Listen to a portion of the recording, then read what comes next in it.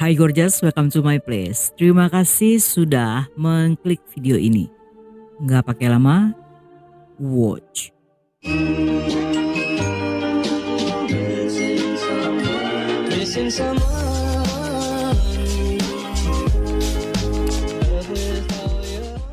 Selama beberapa generasi keluarga Suo telah menetap di desa Mochengzi yang berada di Provinsi Jilin, Cina.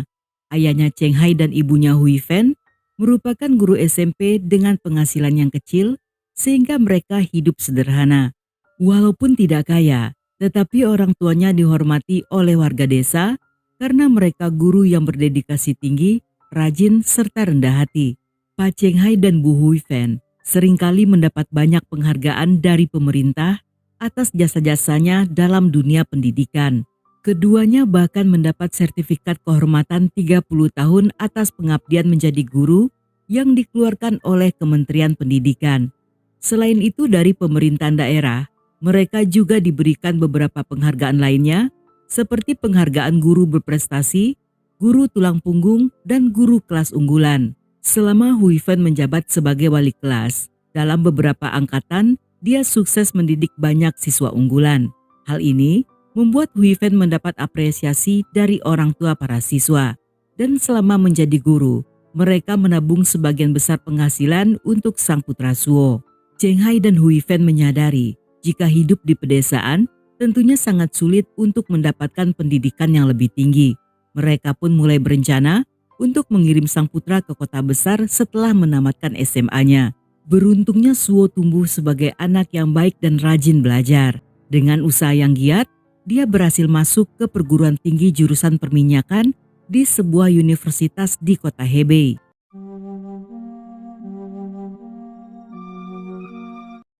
Saat mulai kuliah, dengan cepat Suo bisa beradaptasi dan menjadi mahasiswa yang rajin. Dia juga mendapat banyak teman dan berkenalan dengan seorang gadis bernama Zhang Yu yang merupakan teman sekelasnya. Sejak berkenalan, hubungan keduanya menjadi sangat akrab dan tidak lama setelahnya berpacaran. Namun di balik kebahagiaan mereka, orang tua Zhang Yu tidak merestui hubungan sang putri. Mereka tidak suka dengan fisik Suo yang pas-pasan, terutama dengan latar belakang keluarganya yang sederhana dan berasal dari desa.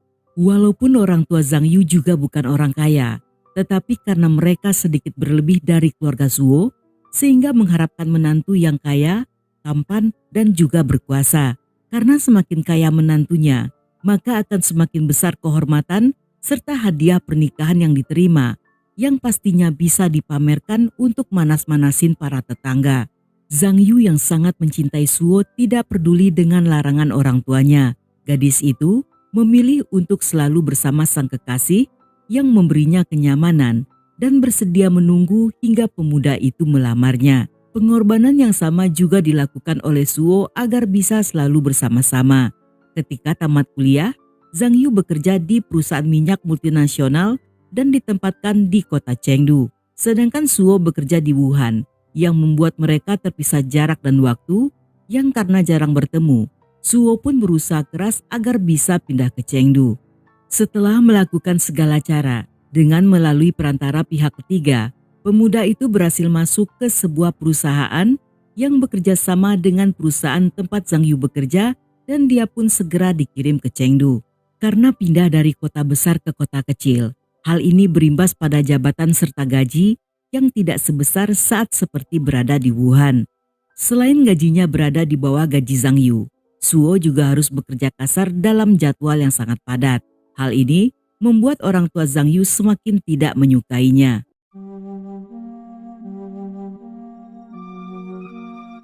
Setelah mereka tinggal sekota, Zhang Yu yang tidak peduli dengan perkataan orang tuanya, pada Juni 2013, secara diam-diam mendaftarkan pernikahannya dengan Suo. Setelah mendapatkan akta nikah, Zhang Yu pun memberitahu keluarganya yang hal tersebut tetap tidak bisa melunakkan hati mereka. Walaupun sangat membenci sang menantu, namun karena mereka baru saja memiliki akta nikah, sehingga untuk sementara waktu, keluarga Zhang Yu dengan terpaksa menerima pernikahan itu. Karena pada saat itu, mereka tidak mungkin membujuk sang putri untuk segera bercerai. Berbeda dari keluarga Zhang Yu, orang tua Suo justru mendukung pernikahan sang putra. Mereka sangat senang mendapatkan menantu yang mencintai putranya dengan tulus, serta menerima kondisi keluarga suaminya. Untuk mendukung sang putra, mereka pun memberikan semua tabungan sejumlah 750 juta dan mengadakan pesta resepsi di kampung halaman Suo. Terlihat dari foto-foto di pesta tersebut, kedua pengantin tampak sedang tersenyum bahagia. Selain uang tabungan, orang tua Suo juga membiayai pesta pernikahan, membelikan rumah dan mobil dengan total senilai 831 juta. Di luar pengeluaran tersebut, adik laki-laki Zhang Yu, sebut saja bernama Jono, juga meminjam uang orang tua Suo sebanyak 103 juta yang akan digunakan untuk modal usaha dan berjanji akan segera membayarnya. Memasuki tahun ketiga pernikahan, pasangan ini masih sangat harmonis. Suo adalah suami yang rajin serta hemat, yang menyerahkan semua gaji pada istrinya. Karena sejak awal menikah, Zhang Yulah yang telah mengatur keuangan. Dengan penghasilan per bulan sekitar 10 hingga 15 juta, serta Suo yang tidak punya kebiasaan buruk seperti mabuk atau berjudi, mereka pun bisa hidup dengan berkecukupan. Setahun kemudian ketika Zhang Yu hamil anak pertama, mereka sangat senang dan membayangkan dengan kehadiran sang bayi akan membuat kehidupan mereka lebih bahagia. Seperti kebiasaan keluarga di daerah itu, orang tua akan tinggal bersama mereka untuk membantu merawat sang bayi.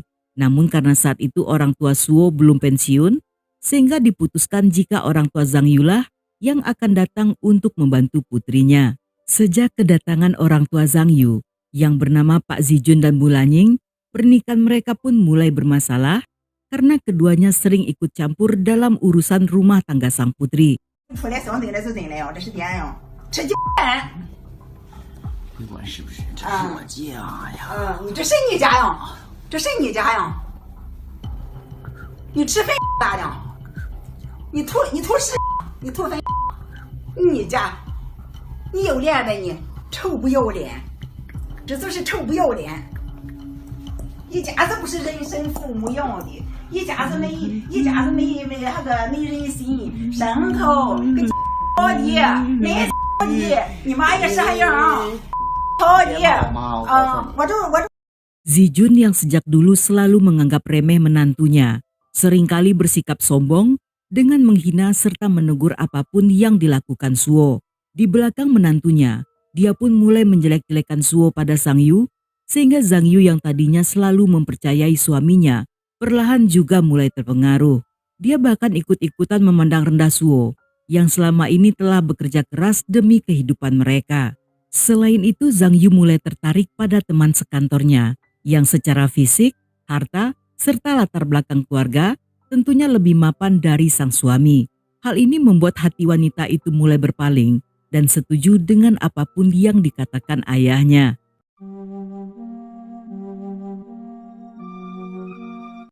Pada satu waktu, tiba-tiba Zhang Yu mentransfer uang sejumlah 291 juta dari rekening bersama ke rekening pribadinya. Uang tersebut adalah uang yang mereka kumpulkan bersama selama 5 tahun belakangan.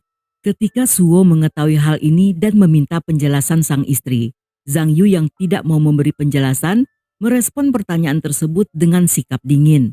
Suo yang merasa jika Zhang Yu dan keluarganya terlalu banyak menguras uang, pada akhirnya memutuskan bahwa di saat itu dialah yang akan mengelola keuangan. Perubahan sikap Suo membuat Zhang Yu dan keluarganya kesal serta merasa kesulitan. Mereka pun bertengkar hebat, di mana Zhang Yu mengeluarkan kata-kata penghinaan dengan mengatakan jika Suo adalah orang miskin dan tidak bisa diandalkan. Saat itu Suo yang tersulut emosi, walaupun hanya mengeluarkan beberapa kata, tetapi apa yang diucapkannya cukup menyakitkan hati yang membuat istrinya tidak bisa berkata-kata lagi. Mendengar apa yang dikatakan Suo, Jono yang ikut tinggal bersama mereka seketika menjadi marah dan mulai meninju sang ipar. Setelah pertengkaran tersebut, rumah tangga mereka menjadi tidak sehangat dulu. Tetapi karena mengingat mereka memiliki anak, pria itu masih berusaha untuk bertahan. Dengan menahan diri, dia pun menjalani keseharian seperti biasanya. Namun tepat 2 bulan setelah pertengkaran tersebut, ketika Suo pulang dari perjalanan dinas luar kota, dia menemukan kunci pintu rumah telah diganti dan semua barang-barang penting miliknya juga sudah dibuang. Suo terusir dari rumah miliknya oleh sang mertua yang mengaku-ngaku kaya. Karena tidak ingin memperbesar masalah, Suo pun memilih untuk tidak melawan. Untuk sementara waktu, dia pun tinggal di sebuah kos-kosan yang berada di lingkungan yang sama. Namun beberapa waktu kemudian, dia dikagetkan ketika Zhang Yu mengajukan gugatan cerai yang membuat Suo jadi terpuruk. Tidak lama setelahnya, tiba-tiba Zhang Yu mencabut gugatan tersebut. Tetapi dia melakukannya bukan karena masih ingin bersama ataupun karena masih cinta, tetapi karena menyadari jika perceraian tentunya akan melibatkan pembagian harta gonogini, dan Zhang Yu merasa takut seandainya rumah itu jatuh ke tangan Suo. Dengan mengeluarkan sedikit ancaman, dia meminta Suo secara sukarela memberikan rumah tersebut serta tunjangan anak sejumlah 2 juta per bulan. Karena banyaknya tuntutan yang terasa sangat tidak adil, pada akhirnya Suo yang menyerah atas pernikahannya. 3 bulan kemudian juga mengajukan gugatan cerai serta meminta hak asuh atas putrinya. Namun sayangnya gugatan tersebut ditolak oleh pengadilan karena sang putri masih di bawah umur. Di saat bersamaan, secara diam-diam Zhang Yu menjual mobil yang merupakan hadiah dari orang tua Suo dan menguasai uangnya sendirian. Hal ini membuat perasaan Suo pada istrinya menjadi mati rasa. Hingga setahun kemudian, dia kembali menggugat cerai dan meminta hak asuh putrinya secara penuh dan berjanji akan membesarkan sang putri dengan sangat baik. Selain permintaan itu, dia juga meminta agar Jono mengembalikan semua uang yang dipinjamnya pada orang tua Suo. Sedangkan uang tabungan, pemberian orang tuanya sewaktu mereka baru menikah, Suo hanya meminta pada Zhang Yu untuk dibagi 2.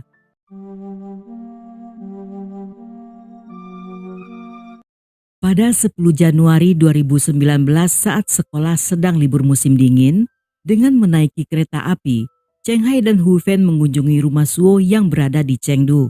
Mereka ingin merayakan festival musim semi bersama sang putra, sambil menemui cucu mereka yang sudah lama tidak bertemu. Setibanya di sana, mereka disambut oleh Suo, sedangkan Zhang Yu belum pulang bekerja.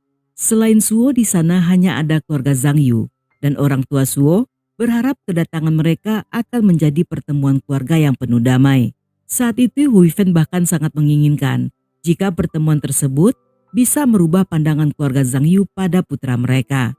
Namun saat keduanya baru saja duduk, tiba-tiba Zijun keluar dari ruangan dalam dengan membawa sebuah sajam dan dalam waktu 5 menit, dia menikam ketiganya yang membuat mereka tewas di tempat.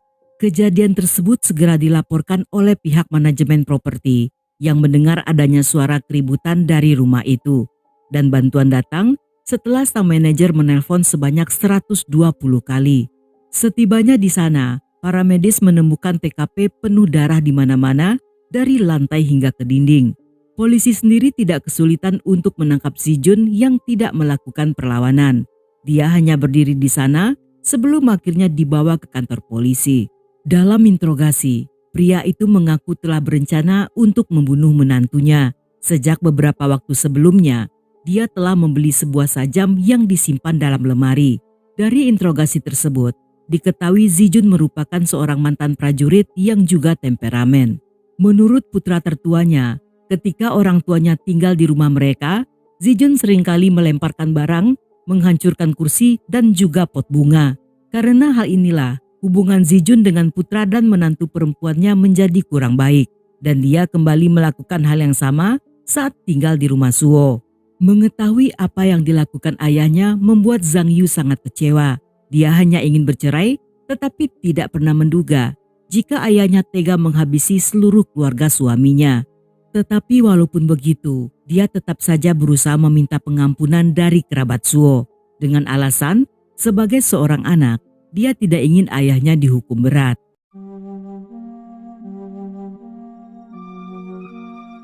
Dalam persidangan di tanggal 26 November 2019, Zijun pun divonis dengan hukuman mati. Namun hal ini tidak berhenti begitu saja karena Zhang Yu memanfaatkan posisinya sebagai keluarga korban untuk mengeluarkan surat yang disebut sebagai surat pengampunan demi mengurangi hukuman Zijun sebagai pelaku yang juga merupakan ayahnya.